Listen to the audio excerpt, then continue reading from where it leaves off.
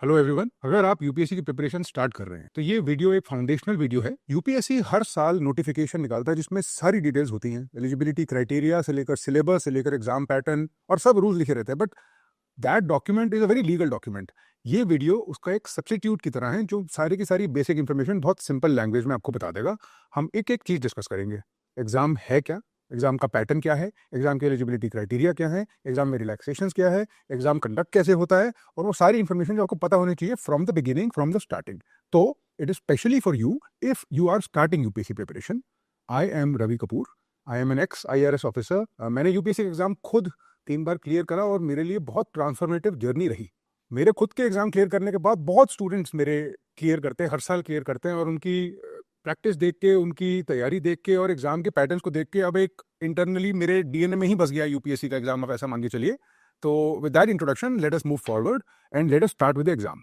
First things first, UPSC civil services exam यानी CSE एक direct और सबसे फास्ट तरीका है IAS, IPS, IFS, IRS जैसी टॉप सर्विसेज में एंट्री लेने का। इन सर्विसेज में प्रमोशन के थ्रू भी होती है एंट्री, बट स्टार्टिंग के स्टेजेस में there is no other exam that can get you that upper management level post when you are very young other than this exam, right? So there is no other direct entry into these services apart from this exam. ये exam 3 stages में conduct होता है, prelims, mains और interview. तीनों stages elimination round हैं। इसका मतलब अगर आप किसी एक में भी डिस्क्वालीफाई हो जाते हैं, you have to start from zero. Prelims में 2 पेपर होंगे, जनरल स्टडीज और सीसैट। जीएस और सीसैट में क्रिटिकल अंतर है। Score in GS is counted towards the cut off. इसका मतलब अगर आपका जीएस में स्कोर अच्छा नहीं है और बाकी लोगों का आपसे बेटर है तो आप एलिमिनेट हो जाओगे। CSAT is only qualifying. अगर आप फेल हो गए तो आप पूरे एग्जाम से एलिमिनेट हो जाओगे। What I also mean to say is that CSAT को सिर्फ पास करना होता है हमें। उसके पासिंग मार्क्स ऑलरेडी स्टिपुलेटेड है, 33% मार्क्स आपको लेने हैं उसमें। आपको बस फेल नहीं होना सीसैट में। सीसैट में अगर आपके बहुत अच्छे मार्क्स आ जाए तो ऐसा कोई एडवांटेज नहीं मिलेगा, बट जीएस के मार्क्स काउंट करते हैं कट ऑफ के लिए। और मैं आपको ये भी बता दूं before I go into the details of prelims कि प्रीलिम्स का जीएस का कट ऑफ हाईली कंपेटिटिव होता है। एक एक करके इन पहलुओं को समझेंगे और आगे बढ़ते हैं। दोनों पेपर में मल्टीपल चॉइस क्वेश्चन आएंगे। नॉर्मली प्रीलिम्स, जिसमें ये दोनों पेपर होते हैं, मई या जून के महीने में कंडक्ट किया जाता है। 2 घंटे का एक पेपर होता है, बीच में एक ब्रेक होती है।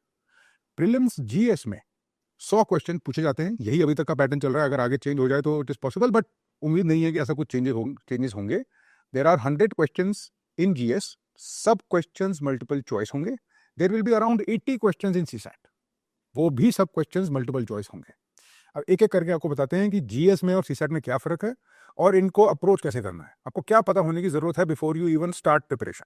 आज की डेट में यूपीएससी की ये एक कोशिश रहती है कि एलिमिनेशन मेथड या कुछ ट्रिक से आप आंसर का जवाब ना दे पाओ। ये जीएस को बहुत चैलेंजिंग बना चुका है। जीएस के कुछ क्वेश्चंस भी आपको दिखाएंगे और आप देखेंगे कि कैसे इन क्वेश्चंस में करेक्ट आंसर को ढूंढना is not simply a role of elimination. आपको अपनी नॉलेज और अपने कॉन्सेप्चुअल क्लैरिटी दोनों का बहुत ध्यान रखना होगा। प्रीलिम्स जीएस में रफली 5 सब्जेक्ट आते हैं। जो सिलेबस में एग्जैक्टली वर्ड यूज किए गए हैं वो सिलेबस एक्सट्रैक्ट करके हमने डिस्क्रिप्शन में आपके लिए डाल दिया है। आप बस उसको डाउनलोड कर लीजिए और उसको प्रिंट आउट निकाल कर अपनी दीवार पे लगाइए। You need to know the syllabus and you need to repeatedly see एक एक वर्ड जो सिलेबस में लिखा है आपको याद होना चाहिए, आपको पता होना चाहिए। इसलिए आपके लिए अलग से उसको निकाल के रख दिया है। असेंशली जो सब्जेक्ट्स आपको जीएस में पूछे जाएंगे वो होंगे पॉलिटी, इकोनॉमी, एनवायरमेंट, ज्योग्राफी और history. Essentially there will be some elements of fringe areas like internal security etcetera, but वो सब चीज़ें हम डायनेमिक में कवर करते हैं। एक बहुत इंपॉर्टेंट एलिमेंट जनरल स्टडीज का रहेगा करंट अफेयर्स। करंट अफेयर्स लगभग प्रीलिम से 1.5 साल पहले के पूछे जा सकते हैं। इट इज़ वेरी कॉमन कि आपको 1.5 साल का पता हो, और अगर 1.5 साल आप नहीं कर पाते कवर तो even 1 year is not a bad amount to cover. But we will talk about current affairs later. We will talk about the book lists, the resources, the syllabus, how to cover this syllabus for GS in a separate video in detail. So for now आपको सिर्फ यही जानने की जरूरत है कि इसमें किस टाइप के क्वेश्चन आते हैं। हम आपको 2 क्वेश्चन दिखाते हैं। क्वेश्चंस के चॉइसेस ध्यान से देखिए, क्वेश्चंस की नॉलेज देखिए। कुछ क्वेश्चन, एक ये जो क्वेश्चन है it is about animals and it is about the behaviour of animals. ये एनवायरमेंट के सेक्शन से पूछा गया है। हो सकता है ज्योग्राफी में भी इसको कैटेगराइज करें, but that doesn't matter. The point is कि सिर्फ एलिमिनेशन से आप इसको आंसर नहीं कर पाओगे। आपकी एक्यूरेसी अफेक्ट हो जाएगी। आपको कुछ डिटेल पता होनी चाहिए और आपको उसके ऊपर से एलिमिनेशन यूज़ करनी चाहिए, क्योंकि बहुत इंटेलिजेंटली क्वेश्चंस के ऑप्शंस फ्रेम होते हैं। आप देखेंगे नॉर्मल ABCD नहीं है, 2 स्टेटमेंट्स दी हुई हैं, उन दोनों स्टेटमेंट्स के कंपैरिजन है, कुछ गलत हैं, कुछ ठीक है, और पूछा जा रहा है कि कौन सा गलत है, कौन सा ठीक है। तो आपको बहुत सारे परम्यूटेशंस, कॉम्बिनेशन कंसिडर करने होंगे कुछ भी एलिमिनेट करने के लिए। ऑफ कोर्स इसकी तैयारी कैसे करनी है, जैसे कि मैंने बताया, we will talk about it later. अब आते हैं सीसैट में। सीसैट में एसेंशियली 2 सब्जेक्ट्स पे अच्छी पकड़ होनी बहुत ज़रूरी है। एक है इंग्लिश, और व्हेन आई से English I am talking of reading comprehension. Reading comprehension आपको थोड़े डिफिकल्ट साइंटिफिक ओरिएंटेड पैसेजेस दिए जाएंगे। पैसेजेस बहुत सिंपल लैंग्वेज में नहीं होंगे, पैसेजेस एकेडमिक लैंग्वेज में होंगे, और आपको उनको एनालाइज करके कुछ मतलब डिड्यूस करने होंगे। रीडिंग कॉम्प्रिहेंशन रिलेटिवली इजी है, जब थोड़ी बहुत प्रैक्टिस कर लेते हैं और इतनी पढ़ाई कर लेते हैं तो वैसे भी सॉल्व करना आसान होता है। बट सीसैट में चैलेंज होता है टाइम के प्रेशर का, क्योंकि आपका सारा mind, application of mind on the spot होगा। This will be true not only for the English part, the reading comprehension, but also true for the maths, which is the second part of CSAT. Math के question पूछे जाएंगे। Math के questions में speed time questions, calendar question, essential question पूछे जाएंगे। They will be not be very technical, बहुत formulas याद करने की जरूरत नहीं पड़ेगी आपको कभी भी सीसैट में, बट क्वेश्चन की डिफिकल्टी चेंज हो सकती है, ये जरूर ध्यान रखें। सीसैट को कभी भी अंडर एस्टिमेट नहीं करना चाहिए। सीसैट ट्रिकी हो सकता है, सीसैट में टाइम का प्रेशर होता है, अलग डेडिकेटेड टाइम मांगता है, और अलग एक फोकस मांगता है, वो उसकी तैयारी अलग से करनी होती है, even if it is qualifying. अब आते हैं मेंस पे। मेंस एग्जाम, जैसे कि इसका नाम सजेस्ट करता है, एक्चुअली में मेन एग्जाम ही है। प्रीलिम्स में जहां पर एक साइड मल्टीपल चॉइस क्वेश्चन थे, आपकी नॉलेज का टेस्ट था और आपकी मेमोरी का टेस्ट था, आपकी कंसेप्चुअल क्लैरिटी का टेस्ट था, ये उसका एक बहुत हायर लेवल है।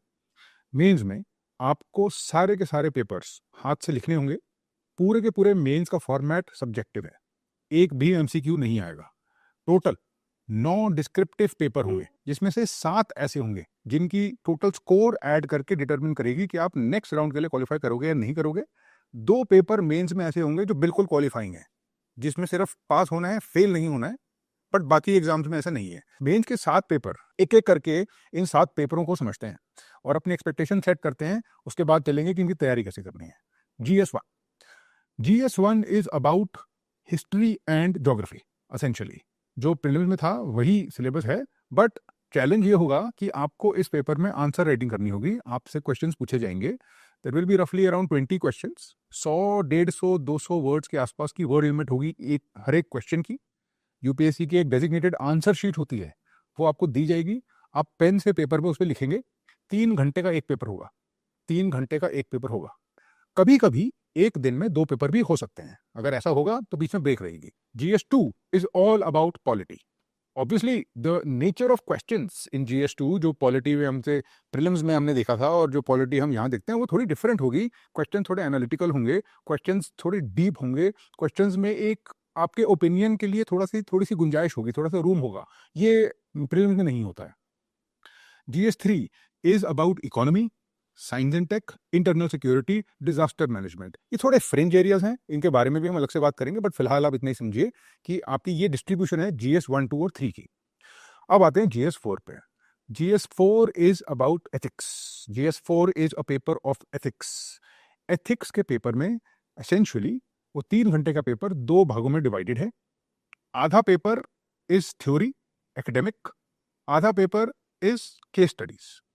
एथिक्स एक नया पेपर है, रिलेटिवली नया पेपर है यूपीएससी में, और इसका पर्पस ये है कि ब्यूरो किसी भी सिविल सर्वेंट को हायर करने से पहले, उसको एक परमानेंट पोस्ट देने से पहले, उसकी एथिकल स्टैंडिंग को जितना जाना जा सके उतना जाना चाहिए, और if not that they should be trained at least in ethics. So ethics में आपको सोशल साइंस ओरिएंटेड सब्जेक्ट्स की बेसिक फाउंडेशनल नॉलेज पता होनी चाहिए। को पता होना चाहिए बेसिक लेवल पे साइकोलॉजी, एटीट्यूड्स के बारे में, वैल्यूज के बारे में क्या कहती है, आपको पता होना चाहिए बेसिक फिलोसफीज। ये सब एकेडमिक कंटेंट काफ़ी इंटरेस्टिंग भी है, और आप इसको सीख लेंगे और हम आपको बताएंगे भी। We will talk about it separately, but that's ethics. The other part of ethics is case studies. Case studies आपको एक ऐसी पोजीशन में डालेंगे जिसमें आपको एनालाइज करके डिसाइड करना होगा कि आप क्या करोगे, और इसके बेसिस पे आपको मार्क्स दिए जाएंगे। फिर आते हैं ऑप्शनल सब्जेक्ट। ऑप्शनल सब्जेक्ट कोई भी एक चूज करना होगा आपको। ऑप्शनल सब्जेक्ट की लिस्ट यूपीएससी की नोटिफिकेशंस में दी हुई है। आप कोई भी ऑप्शन सब्जेक्ट चूज कर सकते हैं. It is not necessary, not mandatory to choose the option subject of your graduation. Not required. आपको जो ऑप्शन ठीक लगता है आप उसको चूज कर सकते हैं. आगे बढ़ते हैं. फिर आएगा एसे का पेपर. एसे का पेपर जो पैटर्न देखा गया है पिछले कई सालों से, उसमें 2 ऐसे लिखने को बोले जाते हैं. 2 ऐसे लिखने होंगे आपको, लगभग 1000 वर्ड के, 1000-1200 वर्ड की लिमिट रहती है. और हर एक ऐसे के लिए आपको 4 ऑप्शन दिए जाएंगे. तो पार्ट ए, पार्ट बी करके पेपर को डिवाइड करते हैं वो. पार्ट ए में 4 टॉपिक्स होंगे, आपको उनमें से एक में लिखना होगा 1000-1200 वर्ड का ऐसे. पार्ट बी में भी 4 होंगे, इसमें से आपको एक 1000-1200 का लिखना. तो आप 2 ऐसे लिख कर आएंगे 3 घंटे से. इसके बारे में मैंने एक बुक भी लिखी है और बहुत डिटेल में इसके बारे में चर्चा होगी. फिलहाल बस इतना ही जानना है और आगे बढ़ते हैं. जो 2 पेपर हैं जो कंपलसरी हैं, जो आपको सिर्फ पास करने हैं, वो है इंग्लिश और एक इंडियन लैंग्वेज का बेसिक प्रोफिशिएंसी का पेपर. आप अपनी लैंग्वेज चूज कर सकते हैं, but only from the languages listed in the UPSC notification. जैसे कि मैंने बताया, इट इज ओनली क्वालिफाइंग. आपको 33% इसमें स्कोर करना है. और अगर ये 33% भी नहीं होता है तो आप पूरे ही एग्जाम से डिस्क्वालीफाई हो जाएंगे. तो इसको भी you can not take it for granted. To some extent आप लैंग्वेज को तैयार कर रहे हैं, but that is not considered as a challenge by any intelligent aspirant. सब लोग इसको मोर और लेस सभी लोग इसको कर ही लेते हैं और आप भी कर ही लेंगे इसको एज यू गो फर्दर. जब आप मेंस का पेपर दे देंगे, आपका स्कोर ऐड होगा और एक लिस्ट निकलेगी जिसमें आपको इंटरव्यू के लिए बुलाया जाएगा. नॉर्मली इंटरव्यू 3 फेजेस में कंडक्ट होते हैं, बट आपको कोई फर्क नहीं पड़ेगा. किसी ना किसी फेज में आपको इंटरव्यू के लिए बुलाया जाएगा. एक प्रॉपर लेटर आएगा आपको इंटरव्यू और या पर्सनैलिटी टेस्ट के लिए. अब interview test is a personality test, but the knowledge aspect of it can not be ignored. उसमें एक एलिमेंट है जिसमें लैंग्वेज, इसमें आपकी लैंग्वेज स्किल्स और आपकी नॉलेज दोनों कुछ हद तक टेस्ट होंगे. यहाँ पे आपको घबराने की जरूरत नहीं है. और ये एक ऐसा टेस्ट भी नहीं है जिसके लिए आपको स्टार्टिंग से प्रिपेयर करने की जरूरत है. जैसे जैसे आप प्रोग्रेस करेंगे इस जर्नी में, आपकी इंटरव्यू की प्रिपरेशन धीरे धीरे हो जाएगी और एंड की तरफ भी हो सकती है.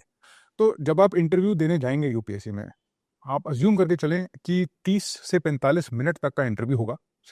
पैनल में एक चेयरपर्सन होते हैं और 5 लोग होते हैं. टिपिकली 5 लोग होते हैं, हो सकता है एक आध ऊपर नीचे हो भी जाए, डजंट मैटर. वो सब लोग जो वहाँ बैठे होंगे, they are all very season people. They are people जिन्होंने बहुत साल पब्लिक सर्विस में या तो कंट्रीब्यूशन किया है, या खुद वो रिटायर्ड सिविल सर्वेंट्स हैं, या वो प्रोफेसर्स हैं, या वो नेशन बिल्डिंग में कहीं ना कहीं एसोसिएटेड है. यूपीएससी डिस्क्लोज नहीं करता कि वो पैनल बनाया कैसे जाता है, किस लॉजिक पे बनाया जाता है, किस लॉजिक पे चेंज होता है, और वो हमको सोचने की जरूरत भी नहीं है. हम बस ये जान के चलें कि उसमें ऑनेस्टी बहुत इंपॉर्टेंट है मेंटेन करनी.